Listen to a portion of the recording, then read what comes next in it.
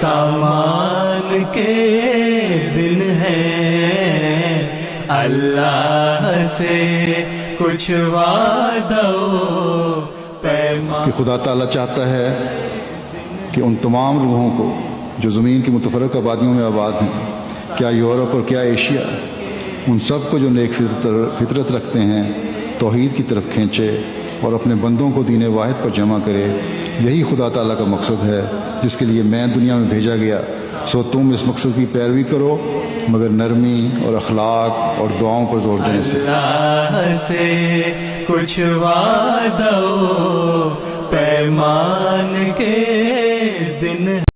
اللہ تعالیٰ نے خلفاء، جماعت احمدیہ خلفاء میں اور آئندہ بھی انشاءاللہ آتے رہیں گے، ہر ایک کا ایک دور رکھا ہوا ہے اور ہر دور کے مطابق خود رہنمائی فرماتا رہتا ہے، اور جو موجودہ وقت کے تقاضے ہیں اس کے مطابق خلیفہ وقت رہنمائی کرتا ہے۔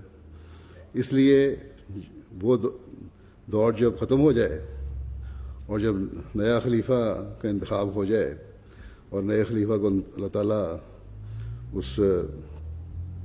یہ اعزاز عطا فرما دے تو پھر تو اس کے مطابق چلنا ہوگا جس طرح وہ رہنمائی کرے، نہ کہ پرانی کتابیں شائع کرنے۔ ٹھیک ہے، تاریخی باتیں بھی بعض مل جاتی ہیں، بعض علمی باتیں مل جاتی ہیں، شائع ہونی چاہیے، لیکن عمل کے لیے ضروری ہے کہ خلیفہ وقت کی بات کو سنو، اس پر عمل کرو، نہ یہ کہ منشا یہ تھا اس سے یا وہ تھا۔ بعض لوگ عہدیداروں کی طرف سے یہ ہوتا ہے کہ آپس میں جو بات کر رہے ہوں کہ نہیں، خلیفہ وقت نے جو یہ الفاظ کہے تو ان کا منشا یہ تھا۔ اگر منشا یہ تھا یا اس وضاحت کی ضرورت ہے تو خلیفہ وقت موجود ہے، اس سے پوچھو۔ اور اگر سابق خلفاء کی باتیں تھیں اور ان کا منشا تھا تو اس کا فیصلہ کرنا بھی خلیفہ وقت کا کام ہے کہ اس بات کی کیا تشریح ہوگی، یا حضرت مسیح موعود علیہ الصلوۃ والسلام کے حوالے ہیں یا ان کی باتیں ہیں تو اس کی کیا وضاحت ہوگی۔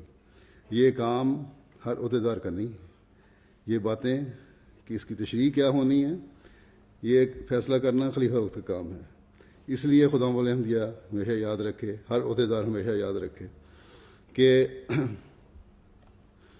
آپ نے خلیفہ وقت کے الفاظ کو دیکھنا ہے، اس کی باتوں کو سننا ہے اور اس پر عمل کرنے کی کوشش کرنی ہے، اور پرانے منشا اور پرانی باتیں کھنگالنے کی ضرورت کوئی نہیں۔